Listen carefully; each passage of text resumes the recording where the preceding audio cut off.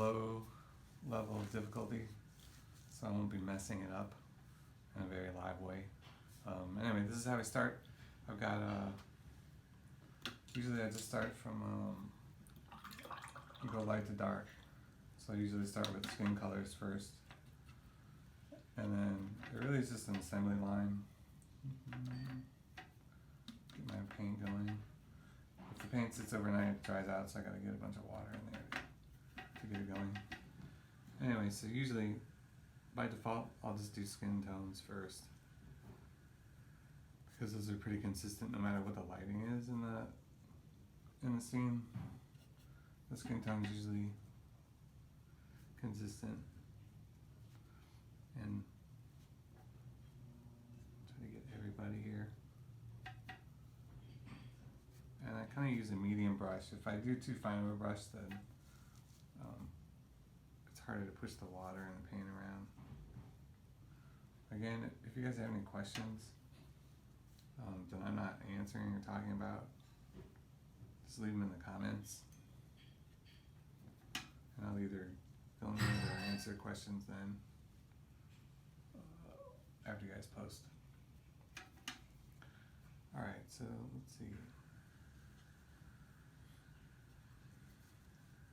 At this point, it's really just like a coloring book with watercolors. I feel like it's kind of not exciting to look at, but this is like the base color that everything works off of. Usually I'll watch TV or movies while I'm doing this, because it's kind of boring. But it's exciting today because you're watching. Okay, so I started using a medium brush to go in with that. I have 3 size brushes. I have this, that's a small, medium, and then this large one for big areas. And I even have a smaller one too, but my daughter's using that right now, so I don't have that one. But I think I can do this whole page without it. Again, this is from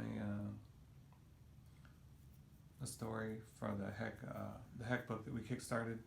This is the final story. I've got like 20 pages left to paint, and I'll be done. And this is that story out of there about these mechs. This is a desert mech that's kind of in the desert wandering around. Let's see, so usually I do those lighter colors, and then if I have a bigger area like this, I'm going to be using a lot of water. I usually do that next because it takes a while, it has to dry, and you can tell my water is dirty, but it won't really matter. It's kind of gray. I'm kind of lazy about changing the water, but so let's see, I don't know what this is going to be. This is going to be probably, usually my default is like a sunset or sunrise,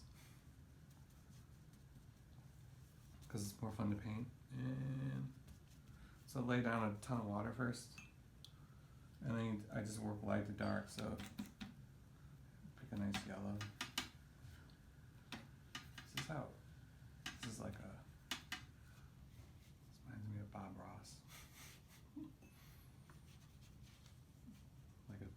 Like a bad version of Bob Ross. Right. So yellow, and this is the fun part, just because I don't know what's gonna happen. This is the heavy accident part. I generally know how the color's gonna react. But this part, it's important to work quickly before it dries. So you want to if you're gonna make colors blend, try to find an orange. And you can blend that color in. Let the water sort of mix it up. Hopefully my head's not in the way the whole time. Alright, that's desert. What other colors? Maybe a little red? I don't know.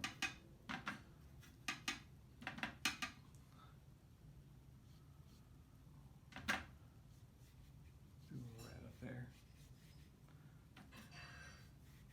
This is towards the end of the story, but out of context, I don't think there's any spoilers in this one.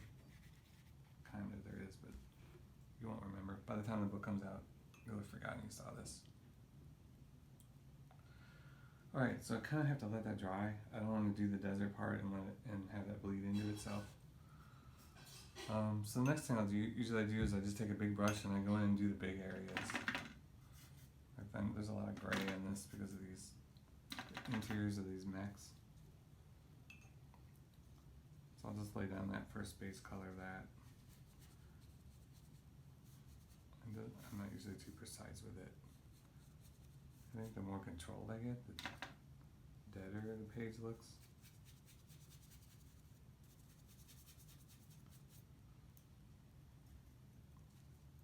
Sort of browny gray, we'll go with it. Here, the tricky part with comics is that this page has to, the colors on this page have to match all the other pages. The page before, the page after, and it's a 20-page story, so the color all has to be consistent. Which is why usually I don't do just one page at a time like this. Like I'll go through the whole story and I'll do all the gray. And then I'll do all this skin color, and then I'll do all everything that has to be consistent, so it's all the same. Because if you do it like this, one page at a time, this gray may not be the same tomorrow. I may have more yellow in it today than I do tomorrow. Boop, boop, boop. But we're going to take that risk today because we're shooting this video. Alright, let's see. And then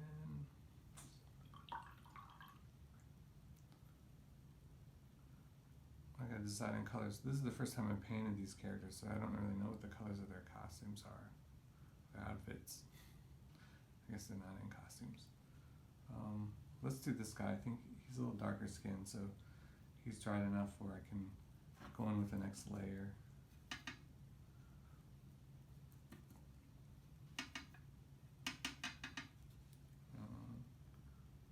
This story is an interesting one. It's about it takes place after these big mech wars. So in the book, you kind of only see the aftermath of these wars, and then the survivors. And so this is a family that's taken over one of these mechs, and they're using it as a home, like a mobile home.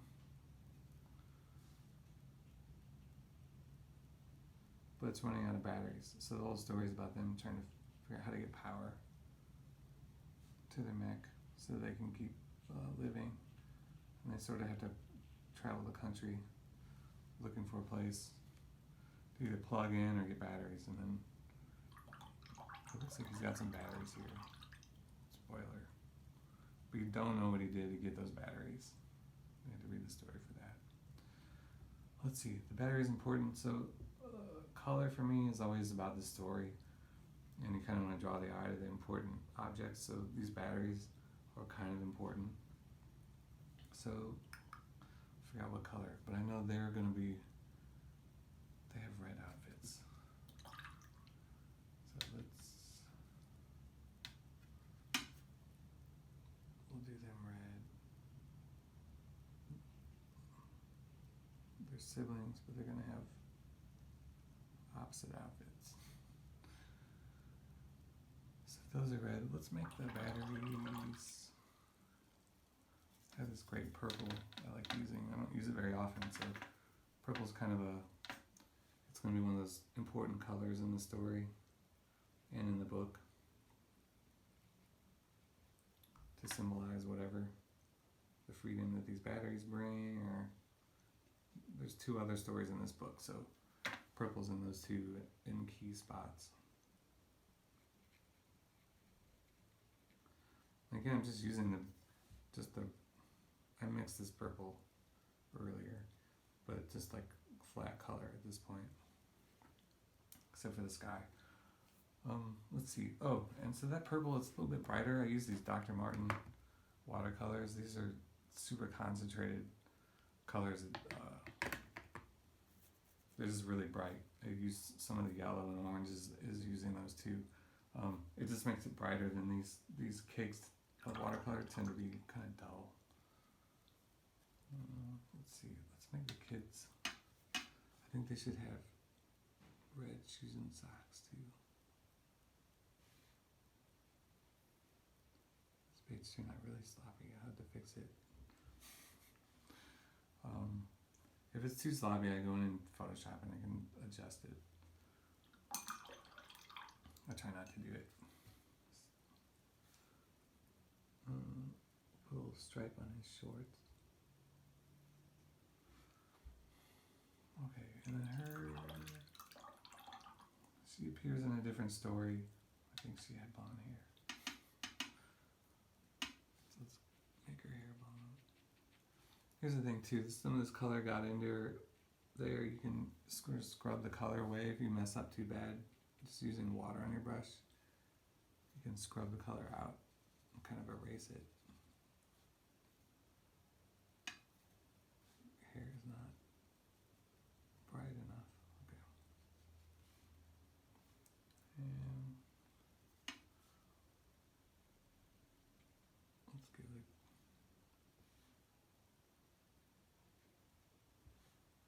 There. Let's see their clothes. Maybe they should be. Let's give him green. More of a military feel, like maybe he's wearing old military clothes. It's after the war. Even though he didn't fight in it. He was an innocent bystander. Let's see.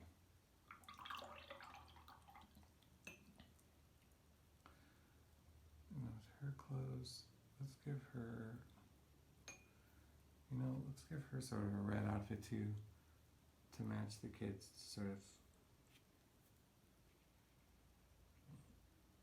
It'll sort of link her to the kids a little more. The whole deal with this story is the guy has to do something kind of bad to get these batteries to help his family. And so he's always at kind of a distance. So I think that's one thing you can do with color. Nobody ever really thinks about it probably while you're reading it, but you can help the story by using color, like subconsciously, or not. Let's see, the thing you put in the batteries into has got to be gray. Here's a topographical map. This will be interesting.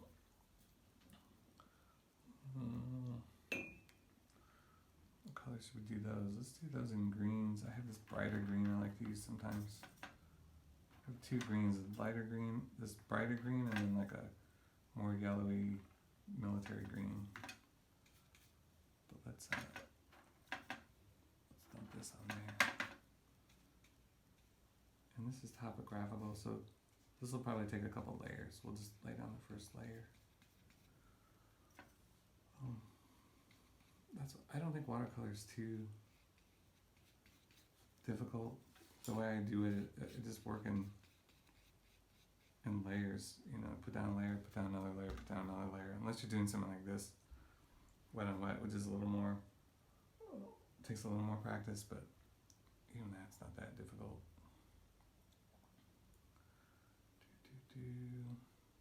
Okay, so we're still kind of letting that dry before I do the bottom.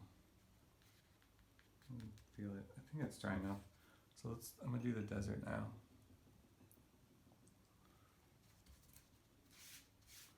And these mountains.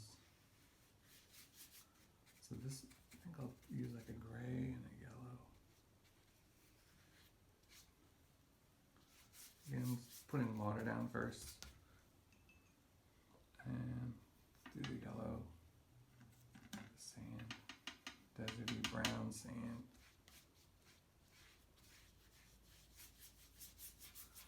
When you put that water down first, it just softens the color. You don't get like those hard edges. And while it's still wet, let's add some brown. Where do I want to add the brown? I'll add it up here.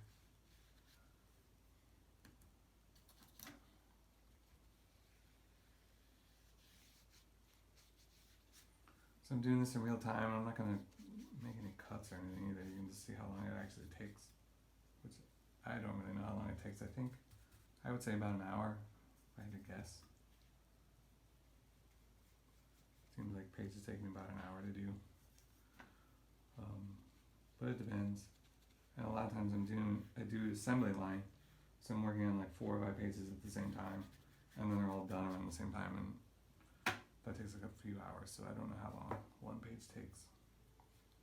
Alright, so we'll let that dry, but then we can go up to this section again, and I think I'll use this brush again. Let's add some yellows into this.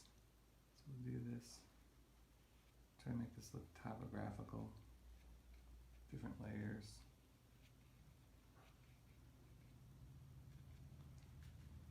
And then that gray I use is really too yellow, so I need to go in with some more actual gray.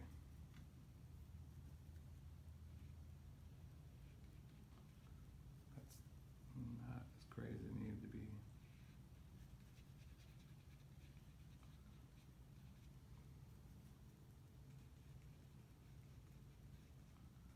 Gonna use a bigger brush than you would think, even with the detail, because it gives you a flatter color. If you use a tiny brush, you start to see like the little, it leaves a little texture that I don't like. So I go as big as I can.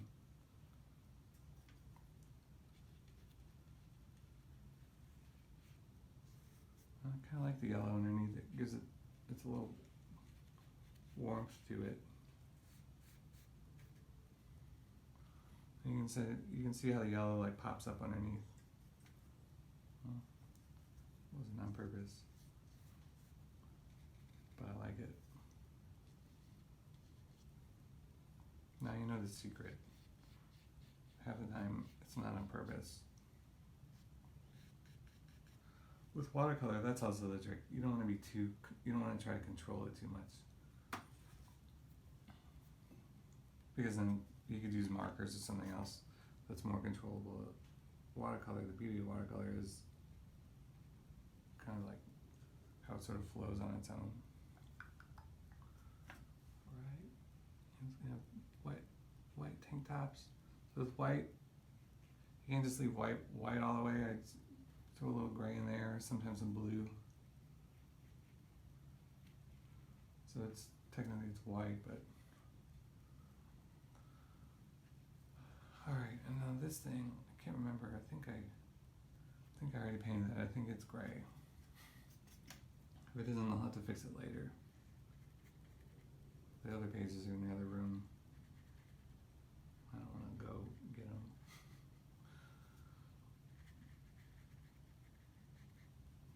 But during the Kickstarter, I did this like a paper doll of this robot. Not robot, a mech. And it was like a little model that you put together, so it was like a 3D paper doll. You can see it if you go to the Kickstarter, you can see what I did. And it's got like a little garden growing on top. And look, you see, I didn't let it dry all the way, so then it starts to bleed into the sky. I have to fix that. If you just take a little water, you can kind of stop it.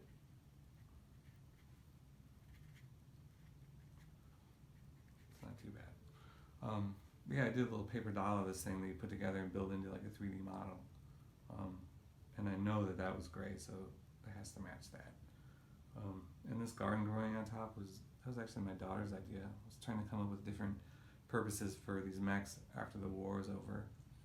And one of them's like a deep sea diving mech, one of them's like on fire watch duty in the mountains. And then my daughter was like, how about a garden? And I was like, that's perfect. So it's kind of like a walking garden that they use to be self-sustaining. Alright, so we kind of need to let this dry a little bit. This is still kind of wet. You saw how it was bleeding. He's got a little bag of stuffs. I think I can make that. Let's make that blue. And I have 2 blues I use. I have like this lighter. This is the darker one. A darker blue. And then I have this sort of brighter blue that's also like a call-out color. Kind of like I use the purple I use this brighter blue too to sort of draw your eye and be like, let you know that this is an important part of the story. This light blue. So earlier on, he's carrying this bag around with those batteries, so I'll use that brighter blue to call that out. Alright, getting close. I think we can go back into him now. So he's darker skinned, and that was the second layer on him, and then the third layer that I usually use is like the darker blue to sort of add shadows. So I think we can go ahead and do that to him. And when you put the blue over him, it just changes the hue a little bit. Blue with a little black.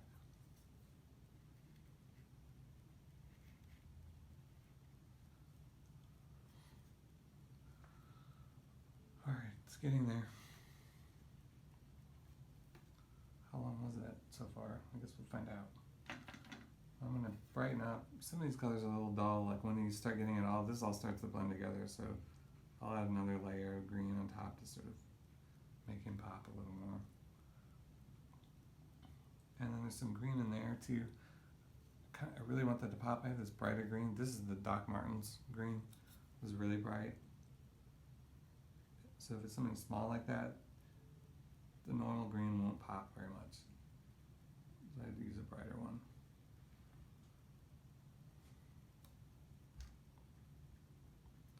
And these Doc Martens, they don't work the same as regular watercolor too. They kind of like soak into the paper more like a dye.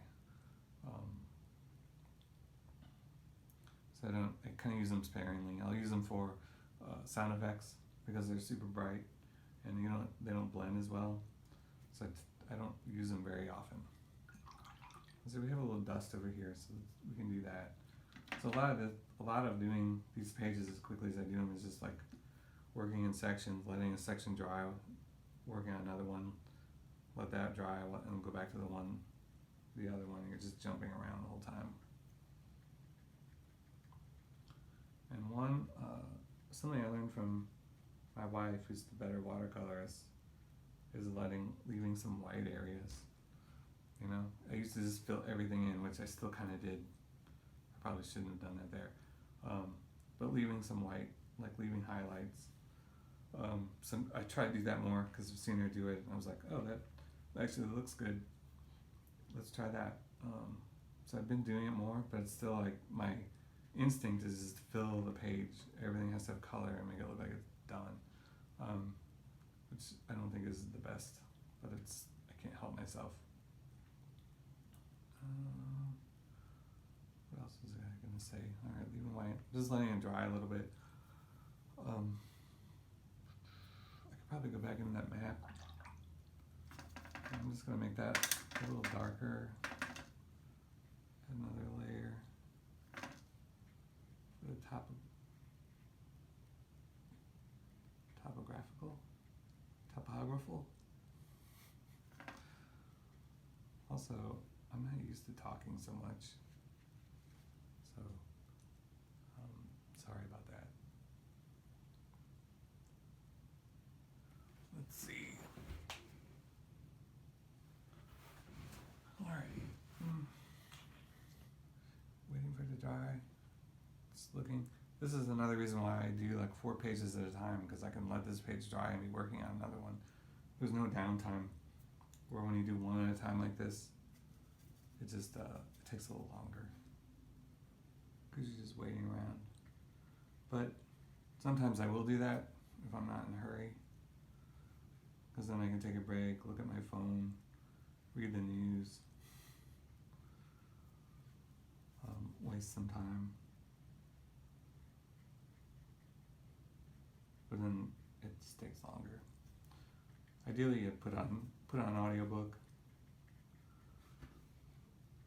and then the day just disappears, and then you end up having like 8 or 10 pages done in a day. Oh, so what I'm doing now is I'm using like a gray and blue to sort of add shadows. I think I'm avoiding the wet spots here. This is a little mech village in the distance. they're heading towards. All right, so far so good. I think so. Then you see how it slowly starts to build up, and then sort of the last stage for me is I do this blue and this black to sort of add some depth. I just water it down a lot, and then you can do that to add shadows. This is a technique I learned. I know exactly where and when I learned it. I was probably 10 years old in the 80s, Kansas City. There was a strip mall comic book convention. The guest of honor was Sergio Aragonés, and I think Jim Lee was there too before Jim Lee was Jim Lee. And I guess he was a guest. I don't know. Image hadn't started. This is like 80s. But I remember walking around with my dad, and there was a guy at a table, and he had pre-printed on watercolor paper drawings. So there was like Conan and some other characters. And he has a little watercolor set, and that was his commission, is he would paint a Conan for you with watercolors. And then I remember wanting one, so I did. I got a Conan from this guy, and the guy's name is Steve Lytle. And he used to do a lot of stuff for Legion of Superheroes for DC. But Steve Lytle was at this show, and he was doing these watercolor commissions. And I just remember watching him paint that Conan, and it was all exactly like I'm doing. And then he went at the end and added, like, with the blue, he added like a shadow. And I was like, oh,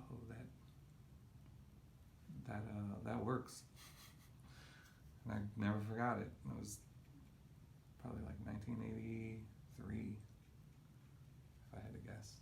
It was before Dark Knight came out, which is 85, 86. Anyway, so you can go in. I go in and I sort of use this as a way to shade it and like make the characters pop out. Because right now, especially this panel is really muddy. They're all blending together. So if I can put that, I lost some cool yellow, but I need those characters to pop out more.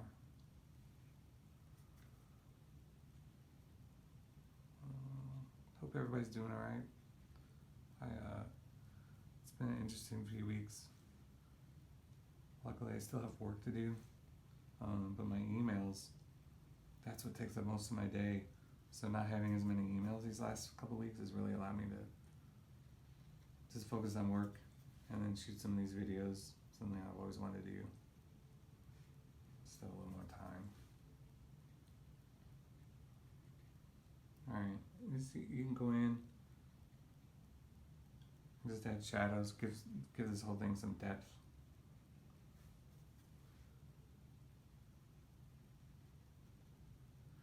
And that's another thing, when I was working with Charlene on Department H,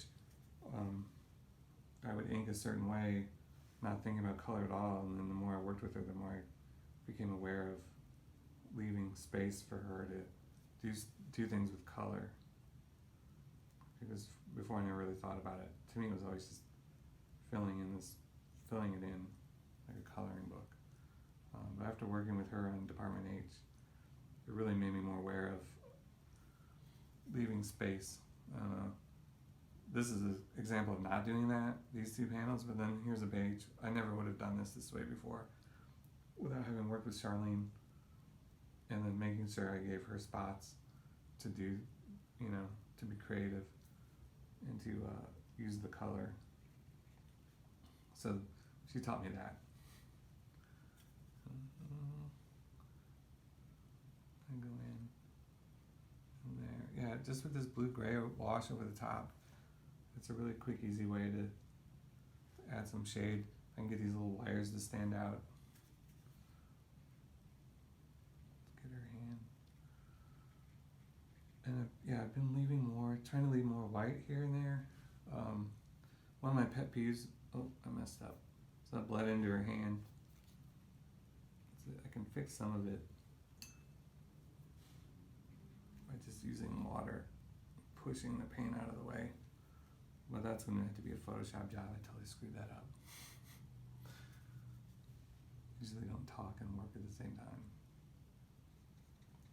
time. But yeah, leaving white space. So leaving these is something I like. But one of my pet peeves is a little white edge around figures and characters where it looks like because you don't want the colors to bleed, maybe you didn't go all the way to the edge.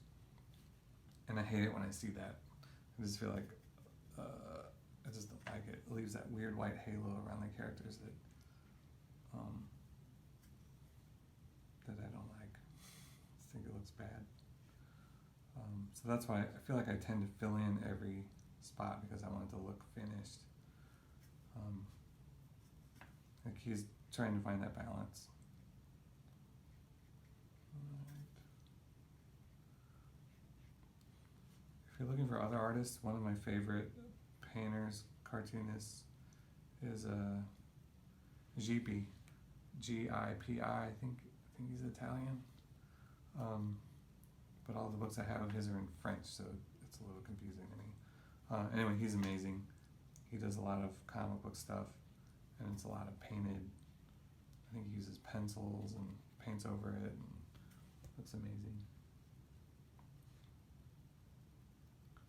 I know he's been a big influence on me, and Jeff Lemire loves him too. One of our favorites. Alright, and again at this stage, it's just slowly building up, you know, I'm not even really thinking about it at this point, I'm just seeing areas that could use some shadow or shading and then putting it in there. I really want to go over that, I'm going to leave that. It's hard for me to leave white space. Let's see. I think we could do, these mountains could use a little blue, like a real light blue, to make them look like they have shadows.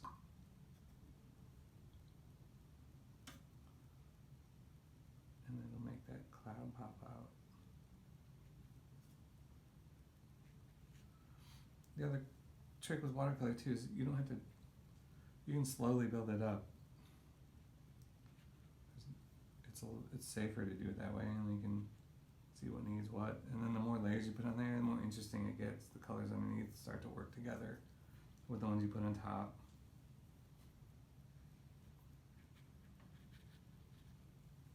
Like the underpainting. And it's good to mix it. Like this, I'm not going to go in and touch anything. It was just all at once. But then I like underpainting too, where you can see colors popping up underneath.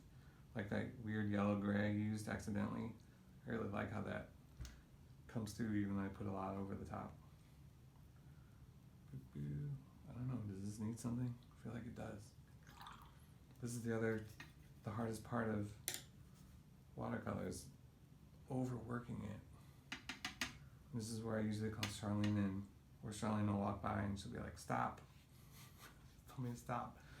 But she's not here to tell me right now. She's busy working on her thing. So I'll put a little more in there. She doesn't need to know. Alright, well, I think that's alright.